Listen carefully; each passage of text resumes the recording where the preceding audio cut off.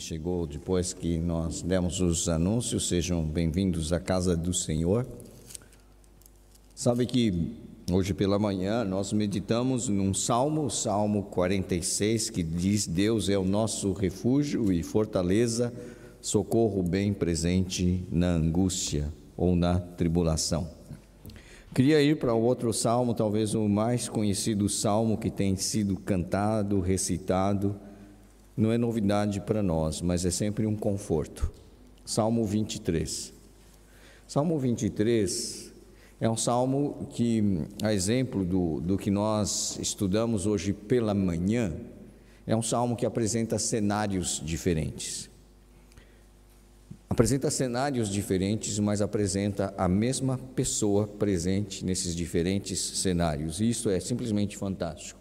Deus, Ele é presente quando está tudo bem ou quando parece que tudo corre contra nós. Veja lá o que diz o Salmo 23. Ele começa fazendo uma declaração: o Senhor é o meu pastor, nada me faltará. Ele me faz repousar em pastos verdejantes, leva-me para junto das águas de descanso. Refrigera minha alma, guia-me pelas veredas da justiça, por amor do seu nome. Ainda que eu ande pelo vale da sombra da morte, não temerei mal nenhum, porque tu estás comigo. O teu bordão e o teu cajado me consolam. Preparas-me uma mesa na presença dos meus adversários, unges minha cabeça com óleo, o meu cálice transborda. Bondade e misericórdia certamente me seguirão todos os dias da minha vida, e habitarei na casa do Senhor para todo o sempre. Esse salmo é de autoria do rei Davi, que antes de ser rei, foi primeiramente pastor de ovelhas. Então, quando ele fala que o Senhor é o meu pastor, ele está falando de um ofício que ele percebe bem, não é? Ele era um pastor de ovelhas. Aliás, esta é uma profissão que está ficando cada vez mais, mais rara. Ainda existem pastores aí em Trás-os-Montes e tal, mas é uma raridade, não é? Que vai se perdendo este ofício. Mas Davi era pastor e foi pastor na sua juventude, então ele sabia do que ele estava a falar. Então falou como se ele mesmo soubesse o coração que tem um pastor. E isso é muito interessante. Acho que é interessante também que dizem que aqueles que são líderes de comunidade, como igrejas, são pastores, né? E é interessante quando a gente tem ótica de pastor e a gente tem ótica de ovelha, são óticas diferentes. Às vezes eu estou a conversar mesmo com os líderes da igreja, e às vezes eu percebo que muitos deles têm ótica de ovelha. Não é errado, é uma ótica. Às vezes a ótica do pastor é diferente da ovelha, e às vezes a ovelha não percebe isso, mas o pastor, ele tem o cuidado da segurança e da nutrição do seu rebanho. Isso é uma responsabilidade do pastor, e guiar o rebanho para onde há pastos e guiar o rebanho em segurança é uma grande responsabilidade. Davi sabia disso, Davi sabia dos perigos que ele corria e da sua responsabilidade. E ele dizer que o Senhor, né, o Deus Todo-Poderoso, é o seu pastor, ele quer atribuir a Deus tudo aquilo que ele como pastor sentia no cuidado pelas ovelhas que ele tinha, não é? O próprio Senhor Jesus depois vai assumir isso no seu discurso lá em João 10, dizendo: eu sou o bom pastor dá vida pelas ovelhas, e de fato ele fez isso mesmo. E Davi então diz que o Senhor é o meu pastor, nada me faltará, não é? Alguém disse que podia resumir com a ideia de que o Senhor é o meu pastor, isso é tudo, é suficiente, não preciso mais nada, né? Agora, o que o Salmo nos diz é da tarefa que o pastor tem e que ele atribui a Deus: ele me faz repousar em pastos verdejantes. A ovelha, não é? Quando vai lá, aquela relvinha verde, que maravilha, né? O pastor leva e ela ali sente saciada na sua fome, e também leva-me para junto das águas de descanso. A ovelha sente-se ali refrigerada. Ele diz assim: refrigera a minha alma, guia-me pelas veredas da justiça por amor do seu nome. Você consegue ver até numa pintura essa cena maravilhosa, quase paradisíaca, não é? O pastor levando as ovelhas todas em segurança, pastando lá naquele pasto verdejante e bebendo águas tranquilas. É um cenário simplesmente fantástico. Mas esse cenário muda de repente no versículo 4: ainda que eu ande pelo vale da sombra da morte. Nem sempre, meus queridos, nós estamos na fase da nossa vida em que todos os pastos são verdes e as águas são tranquilas. Às vezes o cenário muda, não é? Aqui, quando ele descreve pastos verdes e águas tranquilas, você pode imaginar um dia de céu azul maravilhoso e tal, e de repente escurece, e o pastor tem que conduzir as ovelhas ali por um lugar muito arriscado, não é? Que ele chama de vale da sombra e da morte. Às vezes vivemos situações na vida, meus queridos, de vales escuros, de sombra e de morte. Parece que a morte ronda muito perto, parece que os perigos estão muito perto.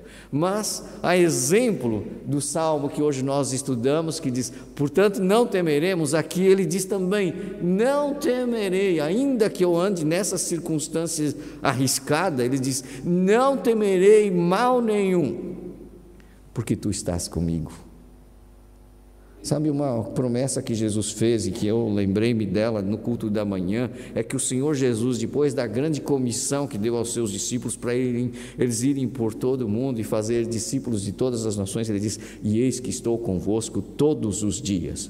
Dias de sol, dias em que você pode ser levado para pastos verdejantes e águas tranquilas, mas dias escuros também. Dias em que você vai estar como quem anda pelo vale da sombra e da morte. Você não tenha medo, eu estou contigo. Você já deve ter vivido dias assim, em que somente a certeza que Deus estava presente trouxe paz ao teu coração. E sabe, o Senhor Jesus é alguém que não mente. Se Ele diz: eu estarei contigo, é porque Ele estará contigo. Dói, da angústia, trouxe alguma ansiedade, Ele está contigo. A coisa ficou difícil, Ele está contigo. Você se sente ameaçado, Ele está contigo. Sente-se inseguro, Ele está contigo. Sente-se frustrado, falhou, Ele está contigo. Ele diz: eu não temerei, porque tu estás comigo, o teu bordão e o teu cajado me consolam. Sabe, Jesus, quando prometeu enviar o seu Espírito Santo, ele disse que ele seria o Consolador, que estaria sempre conosco. Ele diz: a tua vara e o teu cajado me consolam, o teu bordão e o teu cajado me consolam. Olha, você sabe que o pastor tinha um cajado, né? Ele servia para dar uns toquezinhos nas ovelhas: olha, não vai por ali, né? Mas também era uma arma para afugentar lobos vorazes que podiam atacar o rebanho, não é? O Davi, na própria experiência que ele relatou para Saul, era um pastor muito valente, que ele falou assim: um animal feroz pegasse uma das ovelhas, eu agarrava o animal e dava cabo dele e resgatava a minha ovelha. Ele estava disposto a arriscar-se pela sua ovelha e o fez algumas vezes, e ele relatou isso na experiência que partilhou com Saul, para dizer assim: eu vou enfrentar o gigante porque Deus já esteve comigo numa situação muito similar, quando um urso ou um leão atacou o meu rebanho. Então, Davi sabia que, sendo o Senhor o seu pastor, ele ia se colocar realmente na sua defesa assim: o teu bordão e o teu cajado me consolam, não é? De uma certa forma, é proteção de Deus para mim, saber que se o inimigo vier contra mim, ele vai fazer frente ao inimigo e vai me proteger, mas também vai me proteger de mim mesmo. Às vezes eu tenho dito assim, eu não tenho medo dos outros, eu tenho medo de mim mesmo. Sabe por quê? Porque a Bíblia diz lá em Jeremias que o nosso coração é enganoso e desesperadamente corrupto. Muitas vezes nós somos tramados por nós mesmos. E aí, o bordão do Senhor, que é a sua disciplina, que é a sua palavra, que é a forma como Ele tem de fazer assim, não vá por este caminho vai dar no precipício, ele pode até nos puxar e dar mas sabe, isto é o conforto de Deus, porque nós temos que ser guardados muitas vezes da nossa própria insensatez e falta de sensibilidade para com Ele. Às vezes eu oro para que Deus dê algum abanão. A gente usa muito essa palavra aqui em Portugal, não é? Há crentes que precisam de abanões, e eu oro por isso, mas não é porque eu não gosto das minhas ovelhas, é porque às vezes eu vejo que elas estão laborando teimosamente num caminho errado, e que vão cair realmente no precipício. Diz: Deus, manda lá um abanão para que a pessoa desperte para a vida, e volte para o caminho, e não se deixe levar, porque aí se coloca vulnerável aos ataques do inimigo e vulnerável até a um precipício e coisas assim, e vai dar muito mais trabalho depois. Então Deus manda um abanão, que o teu cajado vai lá e alcance essa ovelha, ainda que seja para dar uma na perninha dela e depois pegar e colocar no ombro e dizer assim: não vais por aí, porque se ficares por tua conta em risco, estás tramado. A tua vara e o teu cajado me consolam. Eu dou graças a Deus quando Deus não me deixa a própria sorte. Às vezes nós estamos raciocinando e laborando em erro. Muitas vezes você vai se apanhar fazendo uma série de raciocínios, tentando justificar algo que você está a fazer ou que quer fazer, que sabe que lá no fundo não é da vontade de Deus e nem corresponde aos princípios dele. Nós procuramos racionalizar o pecado para dizer: está tudo bem, e aí Deus precisa vir com o seu cajado e dizer: não é assim, meu filho. Sabe, o pai disciplina ao filho que ama. Deus nos ama e é por isso que Ele nos disciplina, para a nossa própria segurança, para que nós não nos percamos, para que nós não caiamos e fiquemos realmente muito mal. Então, ainda que eu ande pelo vale da sombra e da morte, eu não preciso temer. Não preciso temer o perigo fora de mim e nem o perigo dentro de mim, porque o teu bordão e o teu cajado me consolam. É a segurança de que eu tenho um Deus que, sendo o meu pastor, não somente nutre aquilo que eu preciso, mas também me dá a direção certa, e quando eu estou a sair dela, Ele me chama de volta, nem que tenha que dar-me um daqueles abanões bem fortes, para que eu não me perca antes que permaneça no caminho. O versículo 5 muda totalmente de cena, já não é mais a cena de pastos verdes ou de vales, mas de uma grande batalha. Diz lá o versículo 5: preparas-me uma mesa na presença dos meus adversários. Você pensa assim, fala assim: epa, mas quem quer comer na presença dos adversários? Sabe quem quer? É o rei que foi vitorioso na batalha e está celebrando o acordo de paz para fazer o tratado de paz. Isto era feito na antiguidade. Os reis da antiguidade celebravam os tratados de paz, as condições de paz ao redor da mesa. Uma refeição selava aquele encontro. Você pode ler isso no Antigo Testamento, em Gênesis e coisas assim. Então Davi está tendo esta imagem de que Deus preparou uma mesa na presença dos meus adversários, não porque eu estou em guerra, mas porque a guerra chegou ao fim e porque Deus deu a vitória, porque Ele diz: unges minha cabeça com óleo, o meu cálice transborda. Sabe, isto é vitória espiritual. Quando nós temos a Deus como nosso pastor, nós podemos ter vitória. Ele é a garantia de vitória nas nossas lutas espirituais. Deus quer nos dar vitória Resisti ao diabo e ele fugirá de vós. Deus quer dar vitória à sua vida espiritual e preparar uma mesa na presença dos meus adversários, ungir a minha cabeça com óleo e meu cálice transbordar, é sinal de júbilo, alegria, de unção de Deus na minha vida e na tua vida. E Davi diz assim: Deus é quem faz isso, Deus é que me conduz vitoriosamente nas minhas lutas espirituais. E ele termina dizendo: bondade e misericórdia certamente me seguirão todos os dias da minha vida. Sabe por quê? Todos os dias, dias bons e dias maus, o Senhor é o seu pastor. Bondade e misericórdia certamente me seguirão todos os dias da minha vida, e habitarei na casa do Senhor para todo o sempre. O que é habitar na casa do Senhor? É estar em comunhão, na presença de Deus. E sabe, o céu, o que será? O céu é estar na presença do Senhor para sempre. O inferno, que é a ausência dessa presença gloriosa do Senhor. Então, o que Davi está dizendo aqui é que essa comunhão vai ser contínua, e que você poderá desfrutar dessa segurança de ter o Senhor como seu pastor. Davi, se a gente pensar, como eu disse no Salmo 46, não vai dar uma aplicação só imediata, ela tem uma aplicação eterna.